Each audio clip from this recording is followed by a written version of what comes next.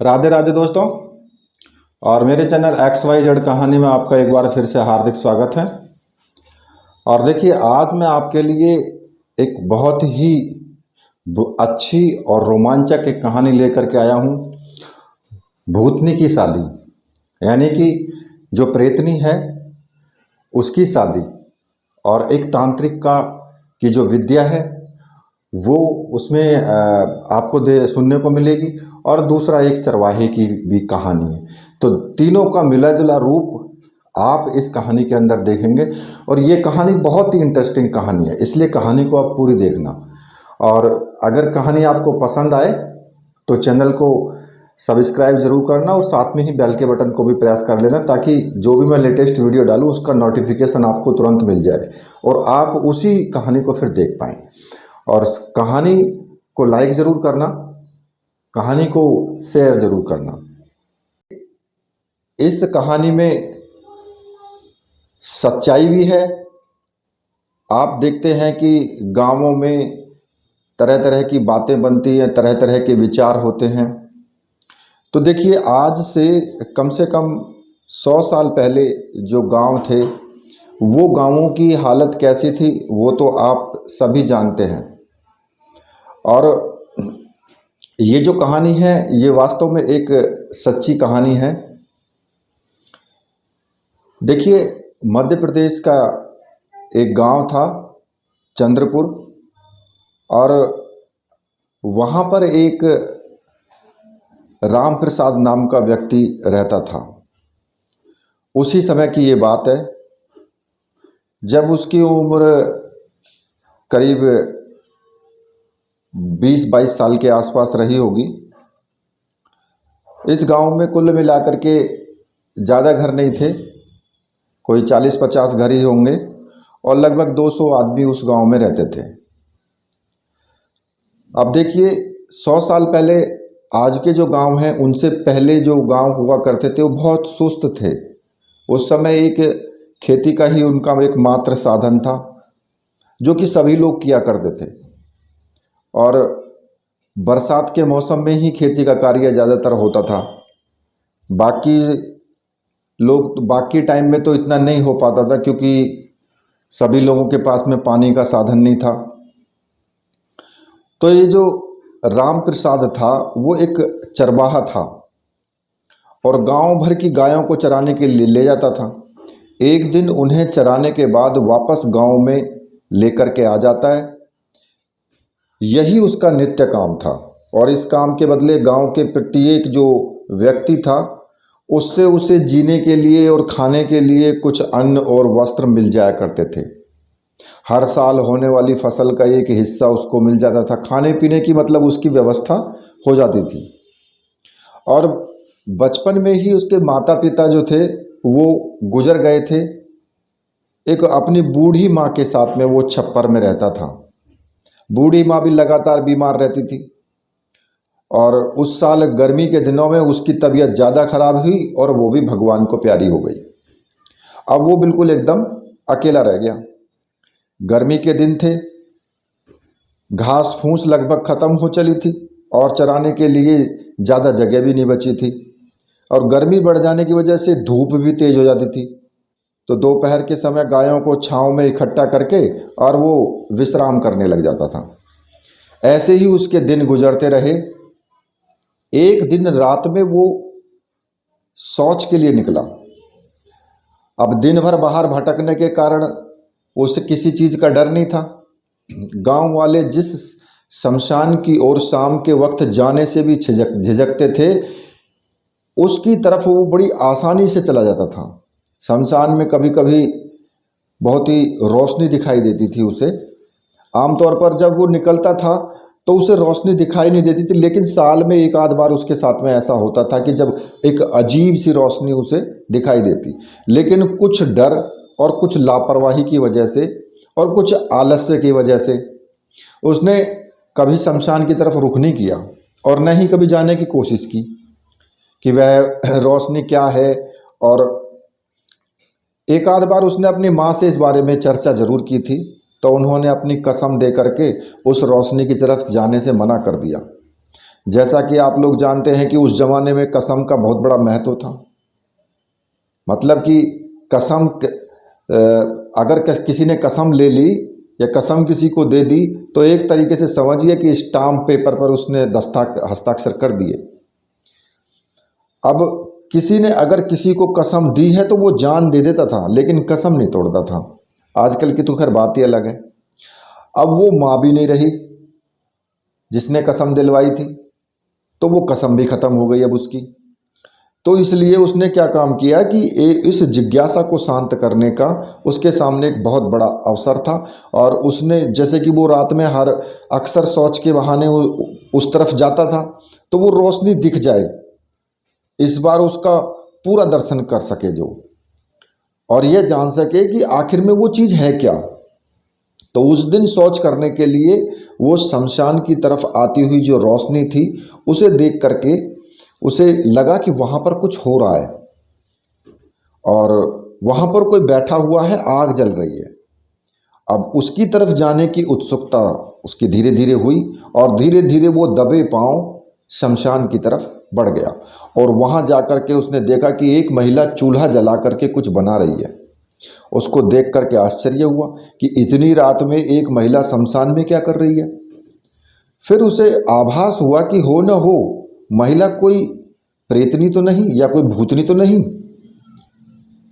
अब इसके आगे पीछे कोई नहीं था, तो इसलिए ज़्यादा चिंता भी नहीं करता था।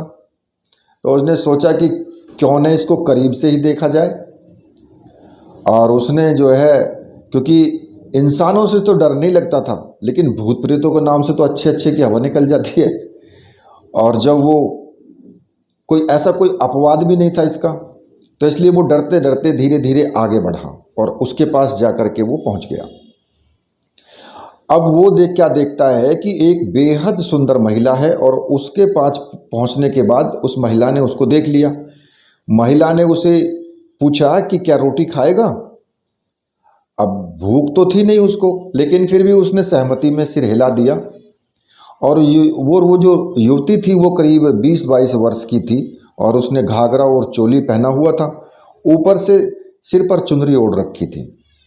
तो उसके साथ ही वो ज़मीन पर बैठ गया और रोटी और सब्जी उस महिला ने उसको परोस दी और वो बैठ करके खाने लगा, क्योंकि वो खाने का बहुत शातिर था।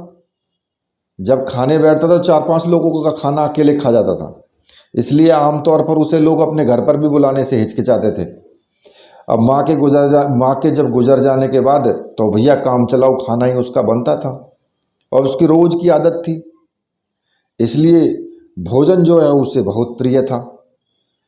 और वो दबा करके रोटी खाता गया और लगभग 20 रोटी खाने के बाद उसका पेट भरा। फिर उसने उसके बाद में तृप्ति की एक डकार ली और उसके बाद वो भोजन करने के लिए वो महिला भी बैठ गई और उसने भी, मतलब कि उससे बात करना चाहा उसने, लेकिन उसने इशारे से मना कर दिया। और उसने भोजन समाप्त करके हाथ धो करके पूछा कि क्या तू मेरे साथ चलेगा, रोज़ तुझे ऐसा ही खाना खिलाएंगे। अब भोजन तो कमजोरी थी उसकी और उसने भोजन जो उसने खिलाया था वैसे भी वो जिंदगी में उसने कभी नहीं खाया था, इसलिए उसने तुरंत हामी भर दी। अब उसके हामी भरते ही उस स्त्री ने एक चुंदरी निकाली और उसके ऊपर डाल दी। चुंदरी डालते ही वो बेहोश हो गया। अगले दिन जब सुबह उसकी आंख खुली तो उसने अपने आप को एक महल में पाया और उस महल के कमरे में वो सोया हुआ था। उस कमरे में सारी सुख सुविधाएं मौजूद थी। वो बेहद शानदार पलंग पर लेटा हुआ था जिसमें बहुत खूबसूरत नक्काशी की हुई थी। उस पर सुनहरे रंग की चादर बिछी थी और उस रेशमी चादर को देख करके ऐसा लगा जैसे कि किसी राजा का बेडरूम हो। तो ये उसके लिए बहुत ही एक स्वप्न जैसा था, लेकिन उसको समझ में नहीं आ रहा था कि वो कहाँ है, वो कहाँ आ गया है। तभी कमरे में जो वो सुंदर युवती थी वो आई और उसे देख करके और खिलखिला करके हंस पड़ी। कहा कि तुम उठ गए हो, चलो तुम्हें स्नान कराते हैं। तब उसने पूछा पूछने के लिए जैसे ही मुंह अपना खोला तो उसने इशारे से उसको मना कर दिया और वो चुपचाप उसके पीछे चल पड़ा। उसने आवाज़ लगाई तो दो अधेड़ उम्र के जो आदमी थे वो एकदम से प्रकट हुए और स्नानागार की तरफ, जहाँ पर स्नान करने का जगह थी, उसकी तरफ वो उसको लेकर के चले गए। लेकिन राम प्रसाद ने उससे बात करने की कोशिश की, लेकिन उसने इशारे से मना कर दिया। तो उसने भी सोचा कि अपने बाप का क्या जाता है, मज़ा तो ले ही लो, आगे देखते हैं क्या होगा। ये सोच करके वो निश्चिंत हो गया, क्योंकि उसके पास खाने पीने को तो कुछ था ही नहीं और न ही कोई उसके पास कोई परिवार बचा था और न ही उसकी कोई संपत्ति थी। ले दे करके एक झोंपड़ी थी, अब जब चाहे तो उसे फिर से बना सकता था। अब किसी के पास खाने के लिए कुछ नहीं होता और वो रिस्क लेने के तैयार हो ही जाता है, तो शायद इसी स्थिति में वो बहुत ज़्यादा विचलित नहीं था और वो सोच रहा था कि जो होगा देखा जाएगा। उसने एक चांदी के टब जैसी गोलाकार जो बर्तन था उसमें उसको बिठाया गया। सोने की स्टूल लगी हुई थी जिस पर बिठा करके ठंडे खुशबूदार पानी से उसे स्नान कराया गया। गांव के तालाब में नहाने वाले उस जैसे चरवाहे को और किसी स्वर्ग के आनंद से वो बिल्कुल कम नहीं था। किसी राजा के जैसी उसको फीलिंग आ रही थी। उसके बाद उन दोनों ने उसको तौलिए से पूछा और नए वस्त्र पहनने के लिए दिए, और ये वस्त्र भी किसी राजा के वस्त्रों को जैसे कि मात दे दें, इतने अच्छे और सुंदर वस्त्र थे। रेशमी रंग के सोने की कढ़ाई वाले चमचमाते हुए वस्त्र थे, जैसे कि अभी अभी उनको सिल करके लाया गया हो। उसने उन्हें पहन लिया और बिल्कुल वो उसी के साइज के थे। ऐसा लगता था जैसे कि नाप तोल करके बनाए गए हों। अब उनको पहन करके जब वो आईने के सामने खड़ा होकर के उसने देखा तो बहुत खूबसूरत देख करके अपने आप को उसकी आंख जो चौंधिया गई। काफ़ी देर तक वो अपने आप को निहारता रहा। सेवकों ने आकर के कपड़ों पर इत्र का छिड़काव किया। इत्र भी बहुत अजीब खुशबू का था। खुशबू में ऐसा कुछ था जो कि मस्तिष्क में एकदम से ऐसे कुंद सा कर रहा था। तभी जो एक आवाज़ आई और उसने मुड़ करके देखा तो वो सुंदर जो युवती थी वो राजकुमारी जैसी लग रही थी और उसी राजकुमारी की तरह उसने वस्त्र पहने हुए थे। उसे देख करके वो एकदम से मंत्रमुग्ध हो गया और उसने आकर के हाथ पकड़ लिया, आगे उसको लेकर के, और वो बढ़ गई।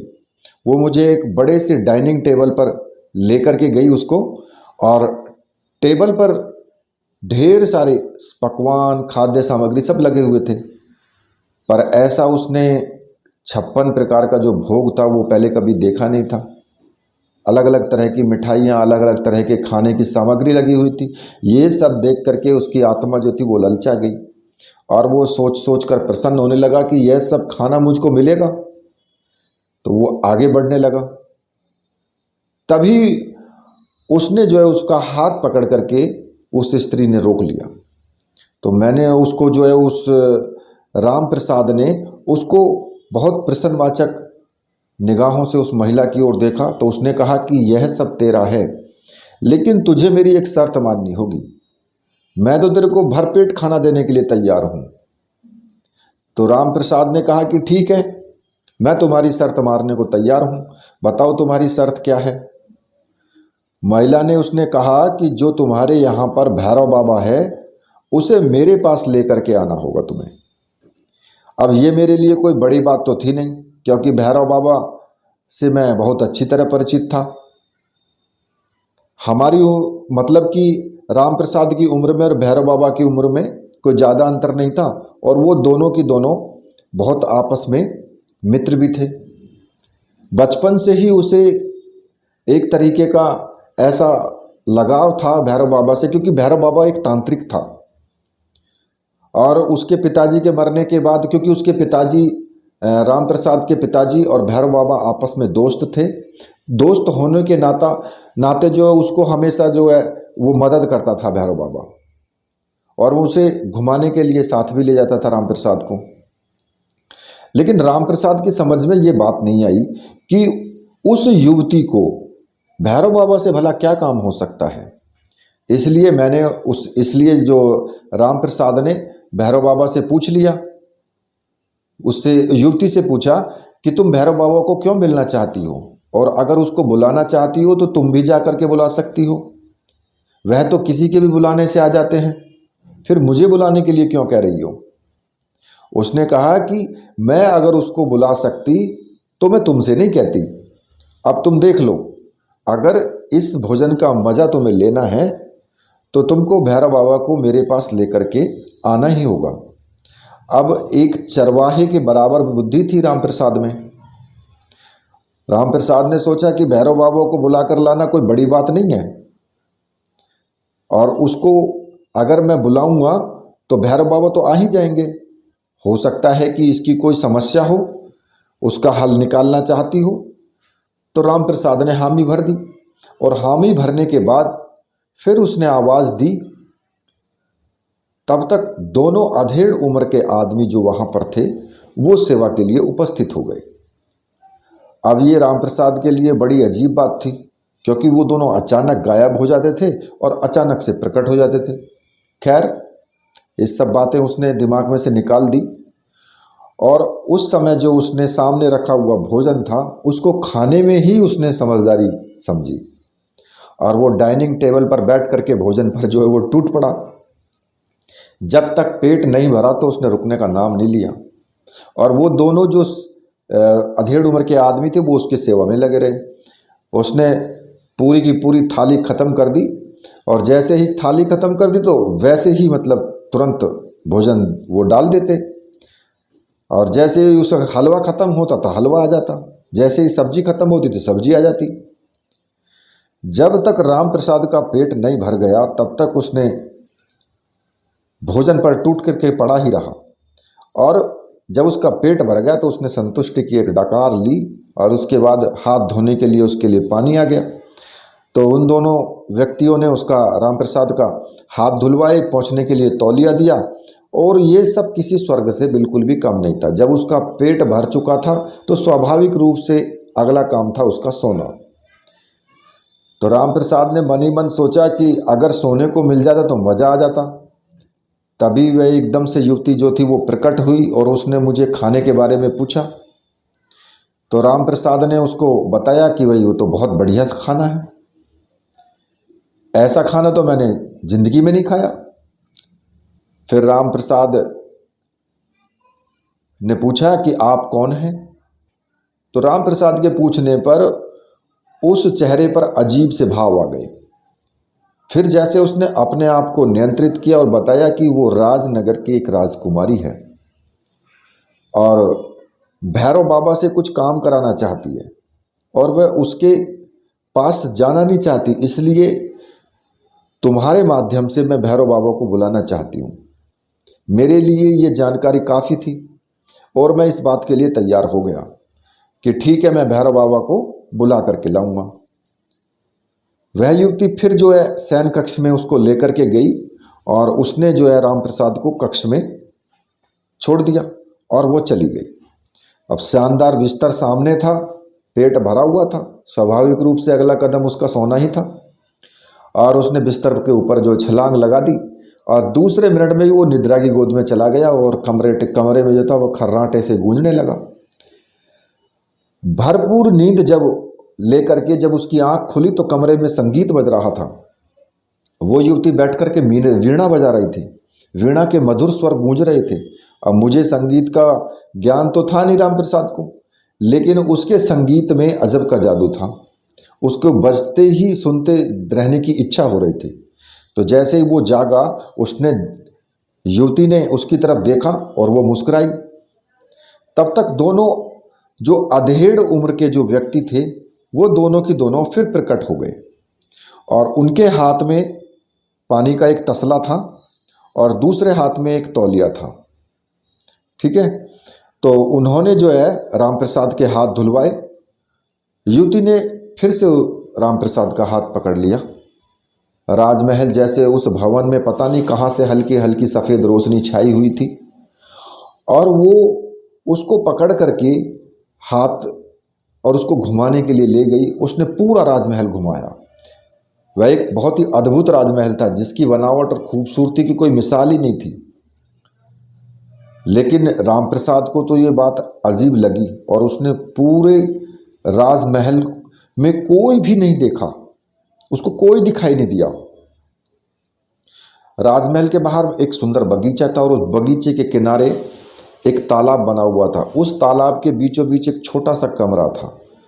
बगीचे के अंदर ढेर सारे सुंदर फूल खिले हुए थे और उनकी खुशबू से पूरा राजमहल जो वो महक रहा था।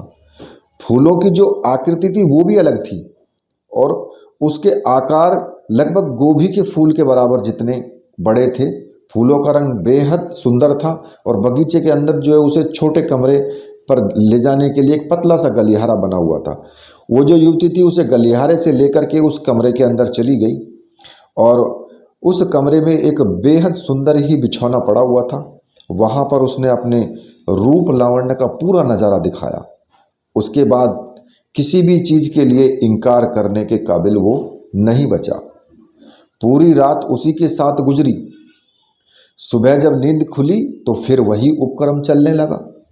स्नान, उसके बाद फिर भोजन और फिर नींद और फिर रंगीन रात। ऐसे ही उसके कुछ दिन गुजरे। जब दिन गुजरने की जगह शायद रात गुजरी कहना बेहतर होगा, क्योंकि रात में ही सब उसके साथ में वो संभोग किया करती थी। और उस समय उसकी ज़िंदगी का वो शानदार समय था जो खुद उसको होश में ही नहीं रहता था कि मैं धरती पर हूँ या स्वर्ग में हूँ। ऐसा जादू जो उस स्त्री का उसके सर पर चढ़ करके बोल रहा था। अब भैरव बाबा को अगर वह रस्सी से भी बांध कर लाने की बात करती तो शायद उसे भी राम प्रसाद लेकर के आता। अब वो पूरी तरह से उसके मोह जाल में फंस चुका था। अब एक दिन सुबह स्नान के बाद जब वो स्त्री अपने साथ उसको राजमहल के तहखाने में लेकर गई तो तहखाने में अंधेरा भरा हुआ था और वो दोनों चलते चलते एक छोटे से चकौर कमरे में वहाँ पर पहुँच गए और पहुँच करके एक गोल चक्कर, उसको वहाँ गोल चक्कर घूमते घूमते एक दीवार का एक हिस्सा दाहिनी तरफ की तरफ जो मतलब वो सरक गया और वहाँ पर एक दरवाज़ा बन गया। हम दोनों दरवाजे से आगे बढ़े। सामने एक गलियारा बना हुआ था। लगभग 200 मीटर चलने के बाद एक गोल चक्कर दिखाई दिया। उसने उसको भी घुमाया और उस जगह पर हम लोग खड़े हुए थे और वो ऊपर की तरफ होने लगा जिस जगह पर हम खड़े हुए थे। उसने मुझसे कहा कि मैं तुम्हें वापस गांव के पास छोड़ दूंगी और तुम भैरव बाबा को लेकर के आना, पर यह ध्यान रखना रात के 10 बजे के बाद आना और वहाँ पहुंचकर 3 बार ताली बजाना, मैं खुद आ जाऊंगी। अब राम प्रसाद ने जो उस सहमति में अपना सिर हिला दिया और उसने फिर अपनी जो चुनरी थी वो राम प्रसाद के सर पर जो उसने डाल दी। जब उसकी आंख खुली तो वो नदी के किनारे वाले बरगद के पेड़ के नीचे पड़ा हुआ था और राम प्रसाद के जो कपड़े थे वही पुराने वाले कपड़े थे। राजसी वस्त्र जो थे वो सब गायब हो चुके थे। तो राम प्रसाद को ऐसा लगा कि जैसे स्वर्ग से वापस धरती पर आ गया। थोड़ी देर के लिए उसे बड़ा दुख हुआ, लेकिन फिर याद आया कि भैरव बाबा करके लेकर के जाना है। तो वो धीरे से उठा, नदी में स्नान किया, वापस अपने घर की तरफ चल दिया। रास्ते में गांव के कुछ लोग मिले, लेकिन किसी को छूने की वो कोशिश करता तो उसका स्पर्श नहीं कर पाता था। वो रास्ते में जो गांव के लोग थे अगर वो उसको देख भी नहीं पा रहे थे, जो राम प्रसाद था उसको नहीं देख पा रहे थे, और राम प्रसाद अगर किसी को कोशिश करता कि भाई मैं इसको छू लूं तो वो छू भी नहीं पा रहा था उनको। और मेरी उसकी ओर तरफ राम प्रसाद की तरफ देख करके भी कोई बोल नहीं रहा था। उसे ऐसा लगा कि जैसे उनको मैं दिखाई नहीं दे रहा हूँ, और उसके लिए जो है मतलब बड़ी आश्चर्य की बात थी ये। तो उसने एक दो दोस्तों को छूने की कोशिश की लेकिन उनको आभास ही नहीं हुआ। एक को उसने लात मारी तो उसको पता ही नहीं चला। एक दोस्त को उसने हवा में लात की तरह वो जब मतलब कि हवा में ही लात वो लहरा गई उसकी, उसे एहसास ही नहीं हुआ। अब घबराने की बारी तो राम प्रसाद की थी, क्योंकि जो उसके साथ हो रहा था वो कल्पना उसने नहीं की थी उस चीज़ की। अब वो समझ गया, उसकी बात समझ में आ गई कि वो एक प्रेतनी ही है और उसने मेरे साथ कुछ ना कुछ जो है गड़बड़ झाला किया हुआ है। इसके चलते ही जो गांव वाले लोग हैं वो मुझे देख करके भी नहीं देख पा रहे हैं। तब राम प्रसाद ने सोचा कि किसी न किसी को तो मैं दिखाई जरूर दूंगा। तो उसने पूरे गांव का चक्कर मार दिया, लेकिन किसी ने भी उसको नहीं देखा।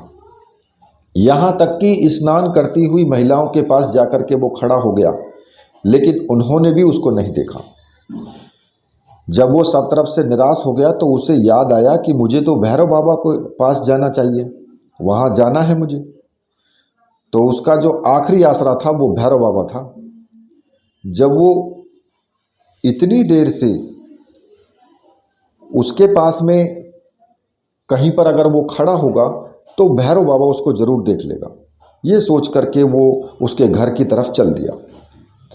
अब वो घर पर पहुंचा, लेकिन भैरव बाबा जो तो घर पर नहीं था, लेकिन उसकी पत्नी भी उसको जानती थी और उसने देखते ही कहा कि बाबा बाहर गया है, शाम को वापस आएगा।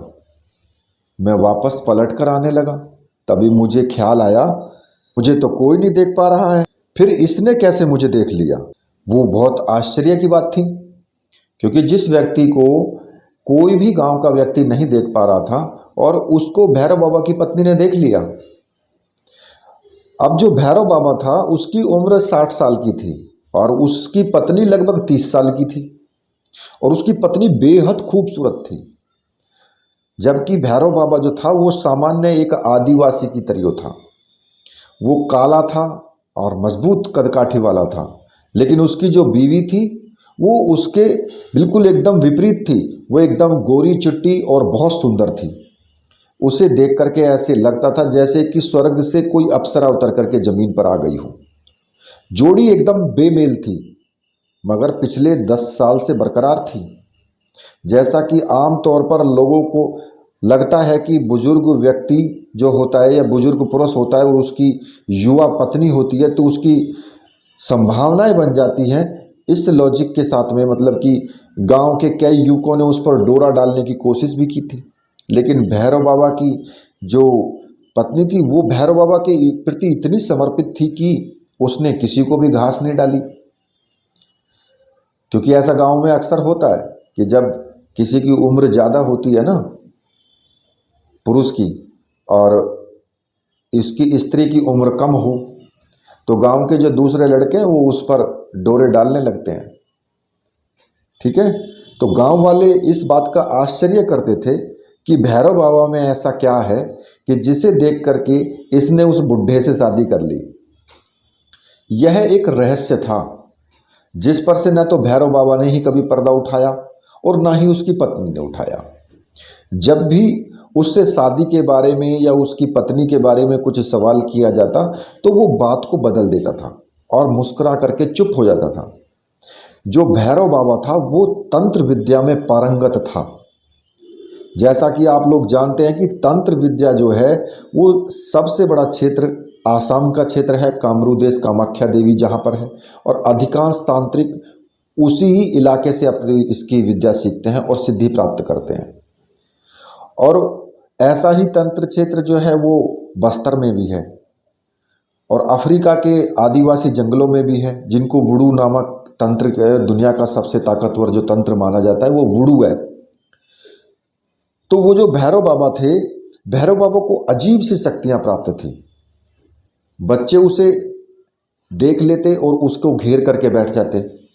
भैरव बाबा बच्चों को बहुत पसंद करते थे, उनको कहानियां सुनाया करते थे, बच्चों के साथ वो खेलते थे और सब मिल करके कई बार गांव के बाहर भी चले जाते थे। और जब वो वापस लौटते थे तो सभी के हाथों में पत्तों से बने हुए दोने होते थे, उनमें जलेबी और कुछ अन्य प्रकार की मिठाइयाँ भी होती थी।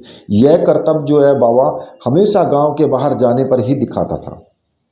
उसके कंधे पर एक झोला पड़ा रहता था। बच्चे मिठाई की मांग करते तो झोले में से निकाल करके वो सबको दे देता। और कई बार राम प्रसाद ने भी इस प्रकार से मिठाई उसके भैरव बाबा ने खिलाई थी उसको, उसका आनंद उसने लिया था। और जड़ी बूटियों का भी उसको बहुत अच्छा ज्ञान था। बच्चों बड़ों को किसी भी प्रकार की कोई भी समस्या होने पर या नज़र लग जाने पर या भूत पकड़ लेना, ऐसी समस्याएं अगर किसी को हो जाती तो भैरव बाबा का ही वो आश्रय लेते थे। बाबा बच्चों को किसी न किसी प्रकार से उसकी जो समस्या थी उनका जो चुटकियों में वो समाधान कर देते थे। एक प्रकार से वो गांव का एक बहुत बड़ा डॉक्टर था। वह दिल का बहुत अच्छा था। उसकी अपनी कोई संतान नहीं थी, लेकिन पूरे गांव के बच्चों को वो अपनी संतान के समान ही वो मानता था। गांव के सारे बच्चे उसकी बात जरूर मानते थे। बाबा को घूमने का बहुत शौक था। कई बार वो एक एक हफ्ते के लिए घर से बाहर चला जाता और कई बार तो वो महीने महीने भर के लिए गायब हो जाता। लेकिन जो लोग थे उसके बारे में जानते थे, इसलिए ज़्यादा फिक्र नहीं करते थे। उसकी पत्नी भी इस मामले में बहुत ज़्यादा विचलित नहीं थी, उसके आने की वो प्रतीक्षा करती थी। और राम प्रसाद जो था अक्सर उसके साथ में घूमने के लिए जाता भी था। और कई ऐसी घटनाओं को वो साक्षी था कि जो अपने आप में बहुत ही अद्भुत थी और अविश्वसनीय थी। वो लगभग 16 साल की उम्र में एक बार राम प्रसाद का पैर कुल्हाड़ी, वो चला रहा था और कुल्हाड़ी उसके ऊपर गिर पड़ी तो कुल्हाड़ी से उसके दाहिनी जांघ में जो है वो वहाँ पर 2 इंच का कट लग गया और वो जो 2 इंच तक कुल्हाड़ी अंदर घुस गई। जख्म गहरा था।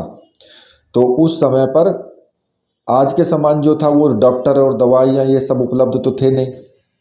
तो राम प्रसाद को उसके पास ले जाया गया तो झोंपड़ी के पीछे 3 पत्तियों वाला एक पौधा खड़ा हुआ था। उसकी पत्तियां कुछ तोड़ी और पत्तियों का रस उसने भैरव बाबा ने घाव पर निचोड़ दिया और मुझे ऐसा लगा था कि जैसे गर्म लोहे पर उसने दाग दिया हो। दर्द के मारे वो छटपटा रहा था। बाबा के साथ आए कुछ लोगों ने हाथ पैर पकड़ लिए राम प्रसाद के, तो राम प्रसाद तड़प रहा था। 4 लोगों ने मिल करके उसको पकड़ लिया तो वो ज़ोर ज़ोर से चिल्ला करके रोता, लेकिन पकड़ने वालों ने भी उसको छोड़ा नहीं। भैरव बाबा ने जिन पत्तों का रस निचोड़ करके उसको घाव के ऊपर लगाया था, उन्हीं पत्तियों को मसल करके उसकी चोट पर रख दिया और सागौन के पत्ते से लपेट करके और उसे कपड़े से बांध दिया। आधा घंटे तक मुझे जलन होती रही, लेकिन उसे वो पकड़े रहा और उसने साफ साफ मना कर दिया था भैरव बाबा ने, और कि इसको आप जो छूना मत। और भैरव बाबा को मंत्र वो बोलता रहा। आधे घंटे तक जलन होती रही, लेकिन बाबा ने उसको सख्त हिदायत दी थी कि किसी हालत में ये गीला नहीं होना चाहिए। अगर गीला हो गया तो घाव पक जाएगा, फिर 1 महीना लगेगा कम से कम। पकने के डर से मैं उस दिन शौच वौच के लिए भी नहीं गया वो, ठीक है। तो दूसरे दिन जब सुबह बाबा घर पर आया तो उसके हाथ में एक काला दंड रहता था। उसने उसको राम प्रसाद के चारों तरफ घुमाया और उस पट्टी को खोल दिया तो सबकी आंखें फटी की फटी रह गई। सबने देखा कि कटे हुए स्थान जो है वो आपस में जुड़ चुके थे। वहाँ एक लाइन दिखाई दे रही थी, जैसे उस घाव को फेविकॉल से चिपका दिया हो। हफ्ते भर के अंदर वो घाव पूरी तरीके से वो ठीक हो गया। देखने में ऐसा लगता ही नहीं था कि जैसे घाव हुआ हो और 2 हिस्सों में कट करके वो जांघ अलग हो गई हो। लेकिन ये बहुत ही आश्चर्यजनक था। औषधि के बारे में भी भैरव बाबा को बहुत सटीक जानकारी थी और वो एक अद्भुत व्यक्तित्व का स्वामी था। और उसी भैरव बाबा को मुझे उस प्रेतनी के पास लेकर के जाना था। ये राम प्रसाद को समझ नहीं आ रहा था कि भाई उसने भैरव बाबा को क्यों बुलाया है, लेकिन वो फिर भी वो वापस लौट करके भैरव बाबा के घर पहुंचा। वहां पहुंचकर मैंने भैरव बाबा की पत्नी से इस विषय में जानना चाहा, तो उसने सीखे पढ़े होने की बात कह करके टाल दिया और वो फिर वापस लौट आया। अब भैरव बाबा की जो झोंपड़ी की तरफ उसने जो जाने वाले रास्ते पर उसका इंतज़ार करने लगा कि कब भैरव बाबा लौट करके वापस आए और इस विषय में मैं उससे बात करूं। तो शाम के लगभग 7 बजे भैरव बाबा घर लौटे और जैसे ही घर के पास वो आए और उसने राम प्रसाद की तरफ देखा तो वो वहीं पर रुक गया। उसकी पत्नी तब तक झोंपड़ी के अंदर जा चुकी थी और उसने राम प्रसाद को देखकर भैरव बाबा के चेहरे पर विचित्र से भाव प्रकट हुए और उसने राम प्रसाद को रुकने का इशारा किया और अपने डंडे को दोनों हाथों से पकड़कर कुछ मंत्र बुदबुदाने के बाद उसने अपने झोले से एक भस्म की एक मुट्ठी निकाली और उस डंडे के ऊपर के हिस्से पर रख दी। उस डंडे का ऊपरी हिस्सा सर्प की तरह था जिसमें एक गड्ढा सा बना था।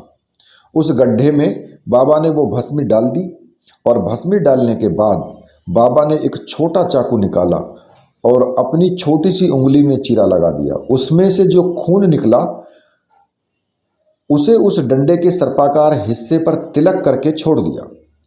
वो डंडा हवा में उछला और उसने भस्म से भैरव बाबा की झोंपड़ी के चारों ओर एक घेरा बना दिया। जैसे ही गोल घेरा पूरा हुआ ऐसा लगने लगा जैसे झोंपड़ी को किसी दीवार ने घेर लिया हो। झोंपड़ी लगभग गायब हो चुकी थी और फिर धुएं का एक गोला दिखाई दे रहा था। अब राम प्रसाद जो था वो बाबा के साथ में काफ़ी समय से रहा था। उसने इस प्रकार के चमत्कार जो है पहले कभी नहीं दिखाए थे, इसलिए राम प्रसाद में भी उनकी शक्तियों को देख करके वो हैरत में पड़ गए। तब उन्होंने आवाज़ लगाई तो राम प्रसाद होश में आया। उन्होंने राम प्रसाद को अपने पीछे चलने का इशारा किया और तेजी से जंगल की ओर चल दिए। जंगल के बीच में एक बड़ा खंडर था। वह खंडर किसी पुराने महल का हिस्सा था जो लगभग पूरी तरह से टूट चुका था। उसके दलान में एक बड़ी गोल पत्थर की शिला रखी हुई थी। उसका आकार लगभग कछुए जैसा था। समय के प्रभाव और मौसम की मार ने शायद उसके सिर को गायब कर दिया था, इसलिए केवल गोल वाला भाग ही नजर आता था। मैंने बचपन में कई बार खेलते खेलते जंगल में आने पर इस खंडर को देखा था, ऐसा रामलाल सोचने लगा। बाबा के साथ उसी खंडर में वो पहुंच गया और उस खंडर के बाहर खड़े होकर बाबा कुछ अजीब सा मंत्र जाप करने लगे। फिर बाबा ने डंडे को उसी प्रकार से ऊपर की तरफ उछाला तो वह खंडर भी एक सफ़ेद धुएं में छिपता चला गया। उसी रात उसी समय लगभग रात के 8 बजे होंगे और रात की अंधेरी चादर चारों तरफ फैल चुकी थी। बाबा की हरकतों से कुछ ऐसा लग रहा था कि वह इस महल के चप्पे चप्पे से वाकिफ हैं। बाबा ने मुझे पीछे चलने का इशारा किया और उस गोल पत्थर की ओर जा करके वो बैठ गए। बाबा ने उस पत्थर को झुकाया। जैसे ही पत्थर को झुकाया, जमीन के जो नीचे फर्श था, पत्थरों से उनमें से एक बड़ा पत्थर अपनी जगह से हटने लगा और एक आदमी के जाने लायक रास्ता बन गया। बाबा उसके अंदर चला गया और बाबा के पीछे पीछे रामलाल भी चला गया। अंदर घुसने के बाद वह दरवाज़ा बंद हो गया। बाबा ने मसाल को दीवार पर लगा दिया और परेशानी वाली मुद्रा में वो बैठ गया। रामलाल ने उससे बात करने की कोशिश की। बाबा बोला कि राम प्रसाद ने उससे बात करने की कोशिश की, लेकिन बाबा बोला कि रामू, तू कहाँ जाकर फंस गया? बचपन से तुझे कहता था कि उल्टे सीधे काम मत कर, मगर तेरी समझ में कुछ नहीं आया। अब बिना शरीर के घूम रहा है। मेरी समझ में कुछ नहीं आ रहा था, क्योंकि भैरव बाबा ने पहले कि मेरी समझ में कुछ नहीं आ रहा था। मैंने बाबा से कहा कि पहले आप मेरी कहानी तो सुन लो। बाबा का गुस्सा थोड़ा शांत हुआ और उसने मुझे चलने के लिए कहा। मैंने शुरू से लेकर के आखिर तक पूरी कहानी एक सांस में भैरव बाबा को सुना डाली। अब बाबा की पेशानी पर बल पड़ गए। उसने कहा कि तूने संबंध भी बना लिए, अब तो तू उस प्रेतनी से नहीं बच पाएगा। अब बाबा के सामने रामलाल जो था वो हाथ जोड़ने लगा। कहा कि बाबा अब कुछ उपाय निकालो। वैसे तो मैं प्रेतनी की कैद में ही खुश था, लेकिन मुझे तो सब कुछ मिल रहा था वहाँ। लेकिन गांव लौटने के बाद जब शरीर ना होने का आभास हुआ, तब से मैं छुटकारा पाने की जुगत में लगा था। इस स्थिति में बाबा के अलावा मुझे कोई सूझ भी नहीं रहा था। जब ये बात रामलाल की समझ में आ चुकी थी, इसलिए वो बाबा के बोलने की प्रतीक्षा करने लगा। बाबा सामने रखी चौकी पर बैठ गया और बैठते ही उसका सिर जोर जोर से हिलने लगा, जैसे कि देवता आने ही होता है। यह मेरा देखा हुआ था, क्योंकि वहाँ के जो तांत्रिक लोग थे उनकी एक सामान्य प्रक्रिया थी, जिससे कि आभास होता है कि उनके शरीर में कोई देवता आ गया है।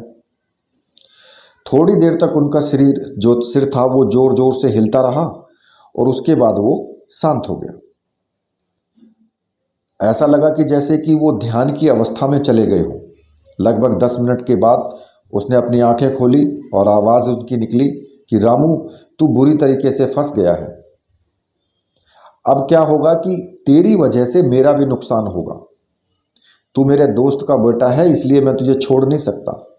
चल आज मैं तुझे एक सच्चाई बताता हूँ जो मैंने आज तक किसी को नहीं बताई।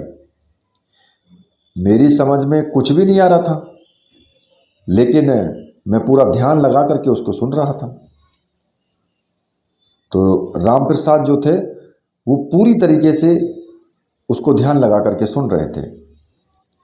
तो बाबा ने कहा कि मेरी पत्नी वास्तव में कोई स्त्री नहीं है, वो एक प्रेतनी है जिसे मैंने पकड़ करके रखा हुआ है, और उसी को छुड़ाने के लिए वह जो सुंदरी है वो तेरे माध्यम से मुझे बुलाना चाहती है, ताकि तेरे बदले में मैं उसको छोड़ दूं। अब चौंकने की बारी थी रामलाल की कि बाबा की पत्नी भी एक प्रेतनी है, जबकि वो बिल्कुल एकदम सामान्य महिला की तरह रहती थी और सारे काम काज करती थी। और उसे देख करके या मुझे देख करके गांव वालों को ऐसा कुछ भी नहीं लगता था कि वो एक प्रेतनी है। लेकिन आज बाबा से जान करके ये सब बात उसकी आंखें फटी की फटी रह गई और उसको समझ में आ गया कि उसने मुझे क्यों देख लिया। क्योंकि वो एक प्रेतनी है, इसलिए उसने उनको देख लिया। अब बाबा ने जो था वो ध्यान भंग किया राम प्रसाद का। अब तू मेरी बात ध्यान से सुन। बाबा बोले, मुझे तेरे साथ जाना तो पड़ेगा, क्योंकि मैं तुझे इस हालत में नहीं देख सकता। मैं तुझे जो रहस्य बता रहा हूँ उसके द्वारा दो चीज़ें हो सकती है। या तो वो प्रेतनी भी तेरे साथ आकर के रहने लगे, या फिर मेरी वाली भी प्रेतनी मुक्त हो जाएगी। अब मेरे पास में कोई रास्ता नहीं बचा है। अगर तू समझदारी से काम लेगा तो वह प्रेतनी तेरे साथ जिंदगी भर पत्नी बन करके रहेगी, और अगर तू चूक गया तो मुझे भी अपनी पत्नी से हाथ धोना पड़ेगा। बाबा ने मुझे घूरते हुए पूछा, बोल तैयार है? अब उस वक्त जो रामलाल के पास बोलने के लिए कुछ नहीं था, इसलिए उसने अपना सर हिलाया और सहमति उसमें जता दी। बाबा ने फिर बोलना चालू किया कि राम प्रसाद, यह बात तू जान ले कि कोई भी प्रेतनी तब तक वश में रहती है जब तक उसका कपड़ा तेरे पास है। मैंने भी अपनी वाली को बस में जो करके रखा हुआ है, उसकी जो चुंदरी है वो संभाल करके रखी हुई है।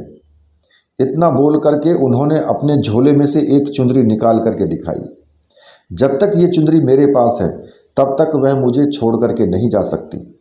उसे मनुष्य रूप में ही रहना पड़ेगा। जब तक मैं उसे खुद से ये वापस नहीं करूँगा, उसे मनुष्य रूप में ही रहना पड़ेगा। और मेरे आदेश का पालन करना पड़ेगा। अब इस रहस्यमयी बात को सुन करके राम प्रसाद जो था वो सकते में आ गया और वो दिल के किसी कोने में उस सुंदरी को पाने की उसके अंदर एक आस जाग गई। बाबा ने कहा कि मैं तेरे साथ अगर चला भी गया तो तुझे यह अवसर नहीं मिलेगा, इसलिए तुझे अभी किसी उपाय से वापस जाना पड़ेगा और कैसे भी करके उसके वस्त्र उठाने होंगे। तुझे मैं एक जादुई गोली देता हूँ, वो गोली तू अपने पास रख लेना। जैसे ही उसकी चुंदरी तेरे हाथ लग जाए उस गोली को अपने मुंह में डाल लेना, तो मैं तुझे बाहर निकाल लूँगा। लेकिन सावधान रहना, इस गोली का पता उसे नहीं चलना चाहिए और अगर ये तभी संभव है जब तू उसका विश्वास पाले और उसको ऐसी जगह छुपाए रखना जहां लगातार पानी गिरता रहे उस गोली को। मेरी विद्या उसके लोक में केवल एक पहर तक ही काम करेगी। अगर तू इस बीच उस गोली को नहीं छिपा पाया तो वह जान जाएगी और तेरे बारे में, और फिर तेरा अंजाम बहुत बुरा होगा। अब ये एक बहुत बड़ी मुसीबत थी, लेकिन इसका कोई विकल्प भी नहीं था, तो राम प्रसाद ने इस बात के लिए हामी भर दी। भैरव बाबा ने बताया कि वह प्रेतनी मुझे इसलिए बुलाना चाहती है ताकि वो अपनी बहन यानी कि जो मेरी पत्नी है उसको आज़ाद करा सके। अब रहस्य पर से पर्दा उठाते हुए उन्होंने बताया कि अगर किसी प्रेतनी का वस्त्र हाथ लग जाए तो वह विवश होकर के साथ में रहने लगती है और तब तक साथ रहती है जब तक वह वस्त्र रखने वाला व्यक्ति स्वयं उसे वापस न कर दे। अब भैरव बाबा ने राम प्रसाद को एक गोली दी जो कि जादुई गोली थी, लेकिन उसका असर तभी हो सकता था जब वो किसी ऐसी जगह पर रखी जाए जहां लगातार पानी गिर रहा हो। साथ ही उसने यह भी बताया कि उसका जादू केवल एक पहर तक उस प्रेतनी के लोक में काम करेगा, उसके बाद वो सब जान जाएगी। इसलिए तुझे एक पहर से पहले पहले इस गोली को छिपा देना है। वहाँ पहुँचते ही तुझे वह अपनी देह में प्रवेश करवा देगी, जो तेरी देह है उसमें प्रवेश करवा देगी, और जैसे ही तुझे वो देह प्रदान करेगी वो तेरे साथ फिर से संबंध बनाएगी। तब तू जागरूक रहना। अगर होश में रह पाया और उसका वस्त्र तू हासिल कर पाया तो इस गोली को अपने मुंह में डाल लेना। गोली के मुंह में डालते ही मैं तुझे वापस इस लोक में खींच लूँगा। मैं यानी कि राम प्रसाद भारी असमंजस में था, लेकिन उसके पास कोई रास्ता भी नहीं था दूसरा। उसने अपने शरीर का तो कोई अता पता था ही नहीं, तो वो खामोशी से बाबा की तरफ देखता रहा। इतना समझाने के बाद बाबा ने आगे कहा कि तेरी देह से अलग करके वह तुझे सिर्फ 24 घंटे के लिए बाहर रख सकती है। उसके बाद उसे वापस अपने पास बुलाना ही पड़ेगा। अगर वह वापस नहीं बुलाएगी तो तेरी देह मुर्दा हो जाएगी और तू फिर किसी काम का नहीं रहेगा। बाबा के इस रहस्य का उद्घाटन होते ही तो राम प्रसाद के प्राण पखेरु उड़ गए और उसके मुंह की तरफ देखने लगा। यानी अगर उसने मुझे वापस नहीं लिया तो मैं निपट गया। एक हफ्ते के मजे के बदले मौत बहुत बड़ी सजा थी, लेकिन सच्चाई राम प्रसाद के सामने मुंह खोल करके खड़ी हुई थी और वो उसका सामना करने के लिए मजबूर था। लेकिन राम प्रसाद के पास में कोई दूसरा रास्ता भी नहीं बचा था। वापस जाना ही एकमात्र रास्ता था, जिस पर कई संभावनाएं थी। पहला तो ये कि प्रेतनी के लोक में वो जिंदा बच पाएगा या नहीं, और दूसरा वो कि प्रेतनी उसके वश में हो पाएगी या नहीं, और तीसरा ये कि प्रेतनी अगर उसको मिल जाए लेकिन मैं जिंदा उस लोक से वापस आ जाऊं। अब जो आखिरी संभावना थी, भैरव बाबा ने अपनी जो प्रेतनी थी, जो कि राम प्रसाद के बहाने उसको वापस करनी पड़ जाए, वो जो प्रेतनी थी, इस प्रकार से विचार करके और जाने का निश्चय कर लिया उसने। लेकिन जाने से पहले बाबा से पूछा कि मैं उसे क्या बताऊंगा कि आपको क्यों नहीं ले करके आ पाया। तो भैरव बाबा ने बताया कि उसे बता देना कि भैरव बाबा गांव में नहीं है, वो कहीं बाहर गया है। मैंने अपने घर को बांध दिया है इसलिए कि वो मेरी पत्नी से मानसिक संबंध नहीं बना पाएगी और उसे इस बारे में कुछ जानकारी नहीं होगी। तेरे आते ही तेरे आने तक मैं भी इसी तहखाने में रहूँगा, तो मुझे भी कुछ तैयारी करनी पड़ेगी ताकि मैं तुझे वापस खींच सकूं। कोशिश करना कि तू उसके वस्त्र के साथ वापस आए, लेकिन अगर ऐसा नहीं कर पाया तो शरीर मिलते ही गोली अपने मुंह में डाल लेना, मैं तुझे वापस खींच लूंगा। कोई ऐसा व्यवहार मत करना जिससे उसको तुझ पर शक हो। जैसे ही अंदर पहुंचेगा जल्दी से जल्दी गोली को पानी वाली जगह पर छुपा देना। याद रखना, एक पैर के बाद वो गोली के बारे में सब कुछ जान जाएगी। मैं वापस जाने के लिए जो रामलाल था वो तैयार था।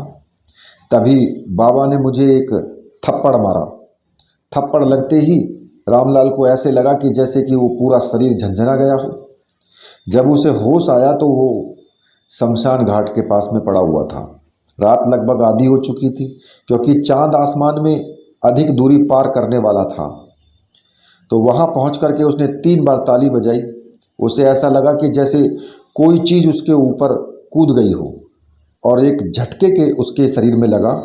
और उसने उसके बाद उसको अपने जो राजमहल था उस राजमहल के बिस्तर पर पाया। उसने उसी बिस्तर पर उसका शरीर पड़ा हुआ था। वो जो प्रेतनी थी वहाँ पर बैठी हुई वो इंतजार कर रही थी, लेकिन उसकी आंखें गुस्से में लाल थी, जैसे वो मुझ कच्चा चबा जाएगी। उसने गुर्रा करके पूछा कि बाबा कहाँ हैं। तो राम प्रसाद ने सिट्टी पिट्टी जैसे उसकी एकदम से गुम हो गई उसका रौद्र रूप देख करके। और उसके बीच में जो हवा बची हुई थी वो भी खुशक हो गई, उड़ गई सब, और वो डर के मारे थर थर कांपने लगा। लेकिन वो उसकी हालत देख करके उस पर उसको तरस आ गया। उसने दोबारा पूछा बाबा कहाँ हैं। तो राम प्रसाद ने डरते डरते से जवाब दिया कि बाबा तो घर नहीं है था, इसलिए बाबा के जोरू ने बताया कि वो वहाँ नहीं है।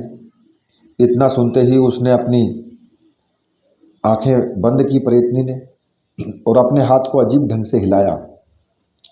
जैसे उसने 2-3 बार किया और उसके माथे पर बल पड़ गए। शायद उसने बाबा की जो पत्नी थी उससे संपर्क करने की कोशिश की थी, लेकिन संपर्क नहीं हो पाया उसका। अब राम प्रसाद को लगा कि बेटा अब तो तू गया, अब तो बेभाव निपट गया।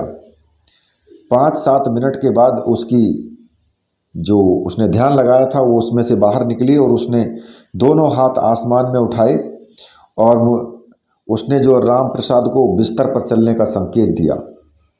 जैसे ही मैं बिस्तर पर चढ़ा मुझे ऐसा लगा जैसे मैं अपने शरीर में समाता जा रहा हूँ और वापस मैं शरीर में हो गया। मेरी इच्छा हो रही थी कि मैं बिस्तर से छलांग लगा दूं और खुशी से कूद कूद करके नाचूं, लेकिन डर के मारे कुछ नहीं कर पा रहा था और शांत लेटा हुआ था। उसने फिर से ताली बजाई तो 2 अधेड़ से उम्र के व्यक्ति वो प्रकट हुए वहाँ पर और उनको आदेश दिया कि इसे नहला करके लाओ और कपड़े मत पहनाना। दोनों मुझे लेकर के चल पड़े स्नान घर में जाकर। वहाँ मुझे एक झरने के नीचे वो लेकर के गए और मैंने ऐसी जगह पहले नहीं देखी थी।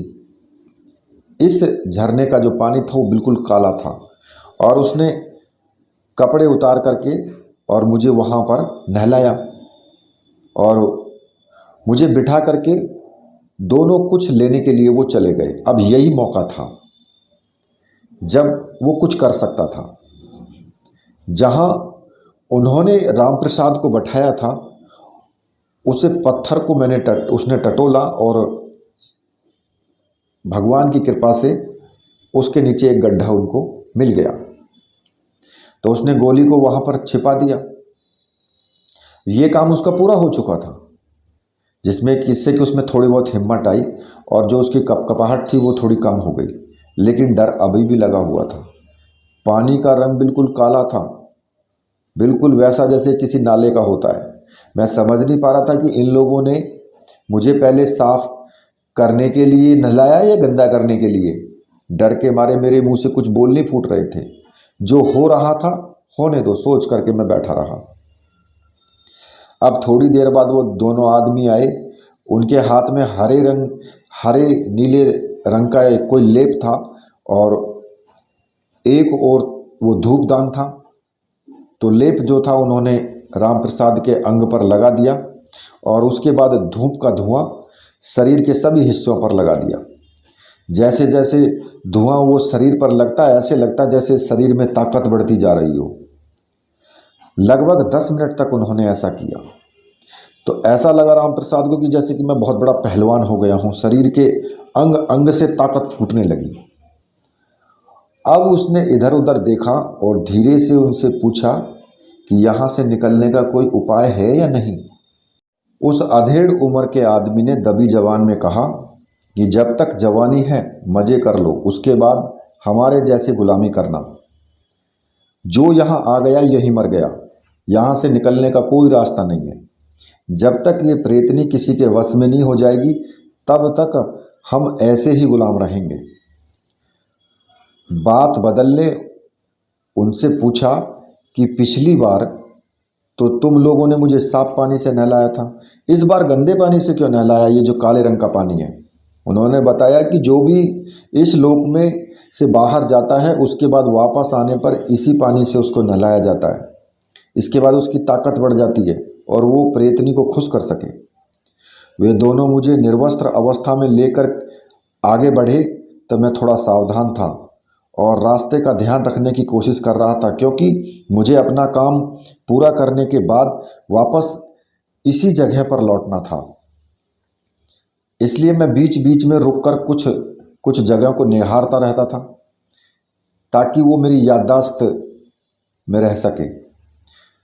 लगभग 100 कदम चलने के बाद राम प्रसाद एक बगीचे में आ गया जिसमें एक सुंदर सा कमरा बना हुआ था।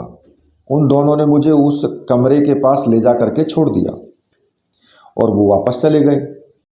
अंदर वह सुंदरी कमर पर हाथ रख करके खड़ी हुई थी। उसका सौंदर्य अद्भुत था, ऐसा लग रहा था जैसे स्वर्ग से कोई अप्सरा उतर करके आ गई हो। फिर मैं उसकी आंखों के जादू में खोने लगा। उसने मुझे रुकने का इशारा किया। उसके हाथ में चमकदार छड़ी जैसी कोई चीज़ थी। छड़ी से उसने मेरे हर अंग को स्पर्श किया, जैसे टेस्ट कर रही हो कि कुछ गड़बड़ तो नहीं है। जब वह पूरी तरीके से संतुष्ट हो गई तब फिर उसने अपने वस्त्र उतारे। मेरी नज़र उसकी चुनरी पर थी जो मेरा लक्ष्य था। रामलाल सोच रहा था धीरे धीरे। अब प्रेम लीला का दौर चालू हुआ जो रात भर चला। सुबह तक दोनों पस्त हो चुके थे, लेकिन वो सावधान था क्योंकि उसको पता था कि मुझे ऐसा अवसर दोबारा नहीं मिलने वाला है। तो राम प्रसाद अपनी जगह से उठा और उठते ही उसकी आंखें भी खुल गई। तो उसने एक अंगड़ाई ली और कमरे के दरवाजे तक गया। तब वह बाहर तालाब के पास पैर डाल करके बैठ गया। मेरे ऐसा करते ही वह निश्चिंत हो गई कि वो फिर पलट करके सो गई। कुछ देर बाद वो फिर उठा, कमरे में आया। फिर उसने आँख खोल कर देखा। मैं उसकी बगल में लेट गया। वह फिर से निश्चिंत होकर के सो गई। उसकी चुनरी पलंग के नीचे पड़ी हुई थी। मैं हाथ बढ़ाकर उसे उठा सकता था, लेकिन दिक्कत थी कि राम प्रसाद खुद निर्वस्त्र था और उसे छुपाने लायक कोई जगह भी नहीं थी। तभी उसे कमरे के बाहर खड़ा हुआ वो एक अधेड़ उम्र का व्यक्ति दिखाई दिया और उसने अपने हाथ में वो गोली ले रखी थी। तो राम प्रसाद ने सोचा कि अरे यह तो वही गोली है जो मैंने छिपाई थी।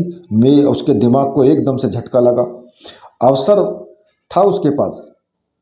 तो उसने क्या किया कि एक झटके में जमीन से चुनरी उठाई और उस व्यक्ति की तरफ वो दौड़ा। अभी कमरे से बाहर भी निकल पाया था कि सुंदरी की दहाड़ गूंजी, ठहर जा वहीं, नहीं तो भस्म कर डालूंगी। उस अधेड़ उम्र के व्यक्ति ने गोली राम प्रसाद की तरफ उछाल दी और उसने उसे हवा में कैच किया और सीधा मुंह में डाल दिया। अब उस सुंदरी को विश्वास नहीं हुआ कि उसी के आदमी ने उसे धोखा दिया। उसकी आंखों से आग की लपट निकली और वह आदमी सुहा हो गया। लेकिन तब तक गोली अपना काम कर चुकी थी और राम प्रसाद वहां से गायब हो चुका था। गायब होने के बाद वो सीधा खंडर में बाबा जी के सामने प्रकट हुआ, जो अपनी पूजा में लीन थे। उनके सामने हवन कुंड धधक रहा था और कुछ अजीब अजीब सी चीज़ें सामने रखी हुई थी जिनसे वो हवन कर रहे थे। खुशबू फैली हुई थी।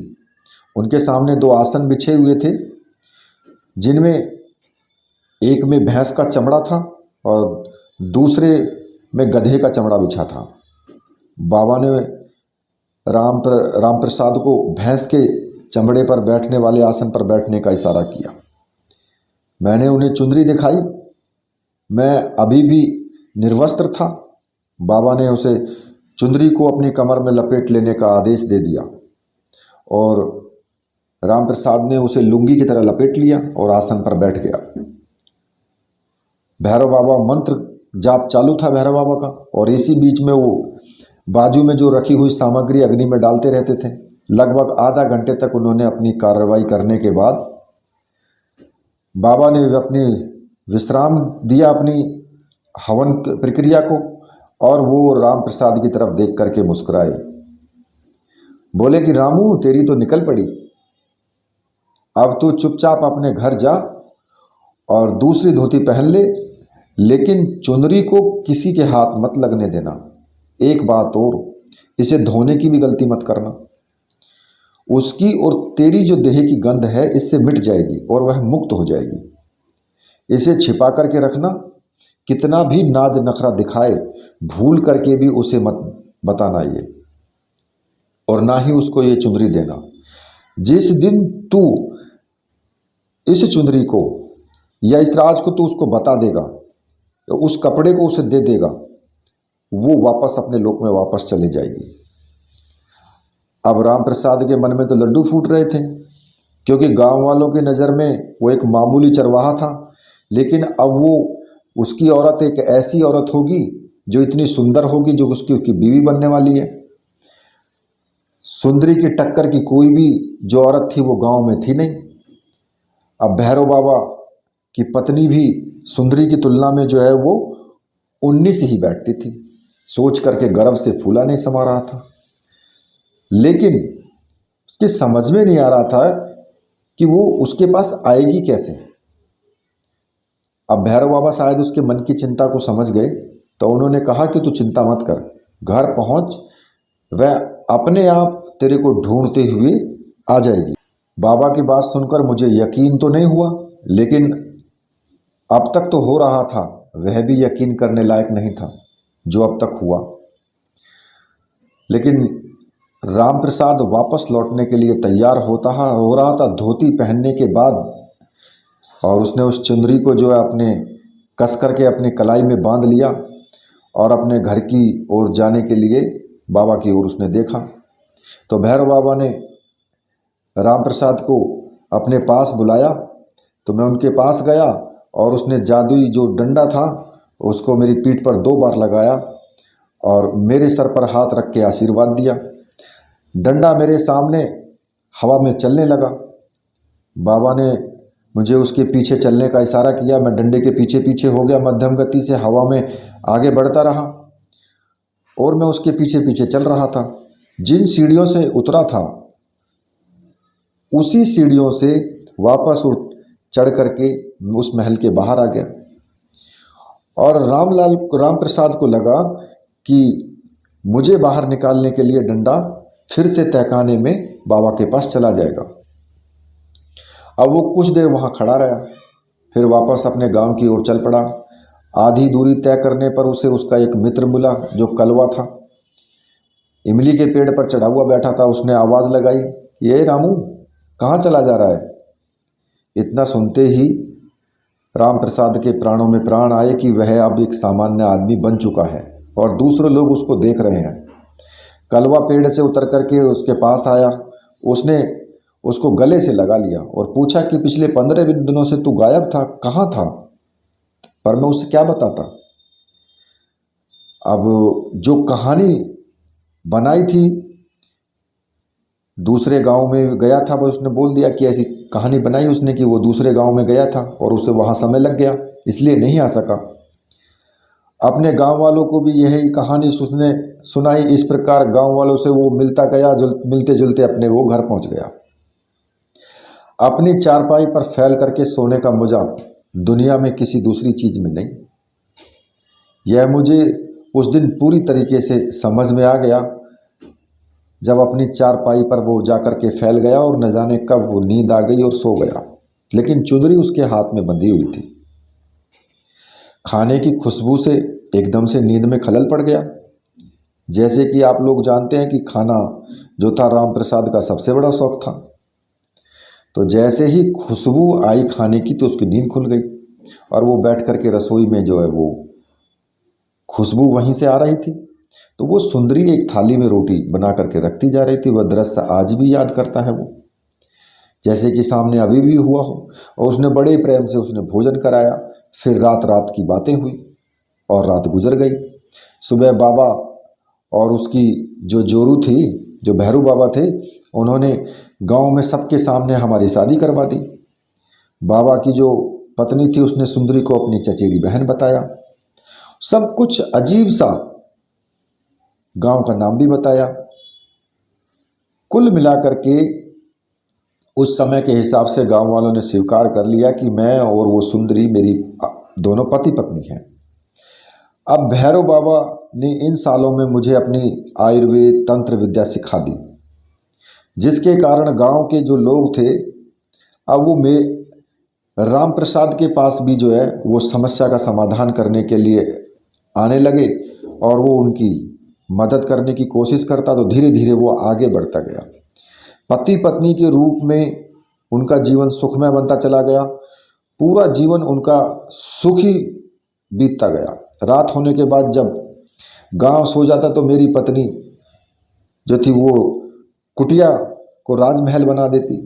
राम प्रसाद के साथ में ऐसा ही रोज होने लगा और उसकी जो सुंदरी थी वो तरह तरह की लीलाएं प्रारंभ होती। फिर तो इसी बीच में कई बार अलग अलग तरीके से उसने अपनी जो चुंदरी थी उसको मानने की कोशिश की कि भाई ये चुंदरी मुझे वापस दे दो, लेकिन उसको नहीं दिया राम प्रसाद ने। चुंदरी न देने पर वो गुस्सा जरूर हो जाती, लेकिन बाद में खुद मान जाती। धीरे धीरे उसने चुंदरी की बात करना ही छोड़ दी। तो बात आई गई हो गई। लगभग 5 साल बाद उस सुंदरी ने अपने पहले बच्चे को जन्म दिया। उसका नाम भोला रखा गया।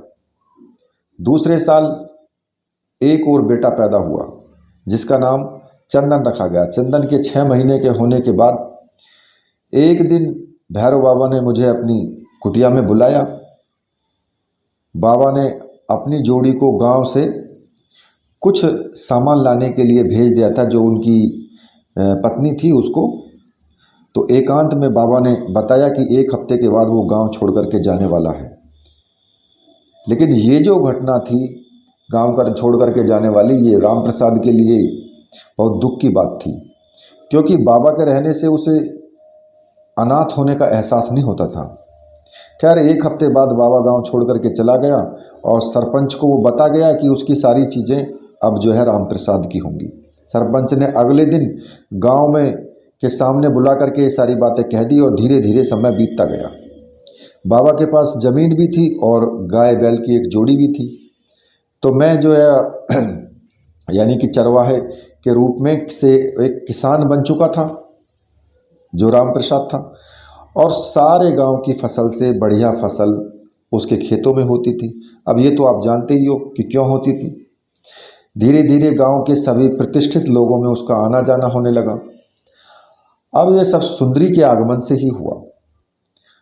सुंदरी ने न सिर्फ गांव की महिलाओं से अच्छे संबंध बनाए थे, वहीं गांव के बुजुर्ग भी उसे बहुत प्यार करते थे और उसका व्यवहार भी बहुत अच्छा था। सभी उसको सौभाग्यशाली मानते थे। केवल ये बात राम प्रसाद ही जानता था कि वो क्या रहस्य है। इसी तरह से समय गुजरता गया, बच्चे बड़े हो गए। बड़े होने पर लड़की देखने की प्रक्रिया चालू हो गई कि भाई अब लड़के की शादी करनी है। तो गांव के ही एक परिवार से दोनों बहनों के साथ में दोनों बेटों का रिश्ता तय हो गया। बड़े धूमधाम से संपन्न होने के बाद दोनों बहुओं को लेकर के वो अपने गांव लौट आए और गांव वापस आने पर घर की महिलाओं ने नृत्य संगीत का कार्यक्रम रखा। सभी ने सुंदरी को भी नचाने के लिए कहा, लेकिन उसने उसकी जो चुनरी वापस मिलने पर ही नाचने की बात कही। पड़ोस की जो एक भाभी थी उसने आकर के कहा कि सुंदरी की जो चुनरी है उसे वापस कर दो, उसके बिना वो नाचेगी नहीं, बोल रही है। मैंने पहले तो बात को जो है राम प्रसाद ने पहले तो बात को जो है टालने की कोशिश की, लेकिन जो महिलाएं थी वो कहने लगी। तब उसने सोचा कि सब कुछ तो हो चुका है, ये कहाँ जाएगी, और उसने चुनरी निकाल करके सुंदरी को वापस कर दी। चुनरी मिलते ही सुंदरी खुश हो गई और उसने कमरे में जाकर श्रृंगार किया और बाहर आकर महिलाओं के साथ मिल करके नाचना शुरू कर दिया। ताल के साथ ताल मिला करके वो नाचने लगी। बाकी महिलाएं उसके साथ जो है नाचती रही, लेकिन सुंदरी की तेजी और उसका नाच दोनों ऐसा था कि वो ज़्यादा देर तक साथ नहीं दे पाए। लगभग घंटे भर के बाद सभी महिलाएं थक गई, लेकिन सुंदरी उसी तरह से नाचती रही और नाचते नाचते उसकी गति बढ़ती चली गई। सबके सामने वो चक्कर घिन्नी की तरह, जैसे कि चक्कर खाते हैं लोग, इस तरीके से चक्कर खा करके वो काटते हुए नाचने लगी और अचानक से सुंदरी वो गायब हो गई। उसके बाद वो किसी को नहीं दिखाई दी। लेकिन उसके जाने के बाद जो राम प्रसाद था उसका स्वास्थ्य भी बिगड़ने लगा। साल भर के अंदर राम प्रसाद भी स्वर्गवासी हो गया। राम प्रसाद के दोनों बेटे बहुएं गांव में ही रहते हैं। उनकी संतानें परिवार सामान्य परिवार की तरह ही चलता है। उनकी संतानों में कोई विशेष प्रकार की चीज़ नहीं दिखाई देती और वह भी सामान्य इंसानों की तरह ही व्यवहार करते हैं। उनके अंदर कोई ऐसी जादुई शक्ति नहीं है, लेकिन आर्थिक समृद्धि पूरे परिवार के साथ बनी हुई है। तो देखिए, आपने ये कहानी सुनी। अगर आपको कहानी अच्छी लगी है, मज़ेदार लगी है और ये एक सत्य घटना भी है, आपको मैं एक ये भी आपको जानकारी दे देता हूँ कि ये एक सत्य घटना है।